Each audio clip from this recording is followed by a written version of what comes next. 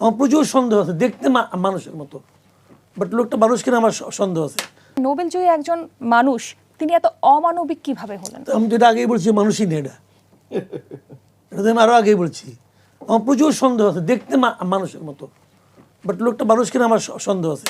তার মধ্যে মানবিক অনুভূতি তো নাই, থাকলে তো 330 জন, এখন 350 হয়ে গেছে, ডেলি মরতেছে।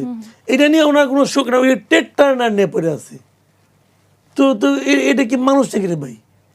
আর এটা নিয়ে আপনার হুমাম কাদের চৌধুরী যেটা বলছে, শুনছি আমি বক্তব্যটা, মানে ভয়ঙ্কর বক্তব্যটা, যে ভাই যত কিছুই বলেন, এস.এল. সেন উনি আমাদের এখানে বার্ন ইউনিটটা উনি প্রতিষ্ঠা করছেন, এবং উনি এটা সব কিছু যে আজকে যা দেখতেছেন উনিই করছেন। হ্যাঁ, এটাও ঠিক, উনি শেখ হাসিনার টেকনোক্র্যাট মন্ত্রীও ছিলেন, এটাও ঠিক।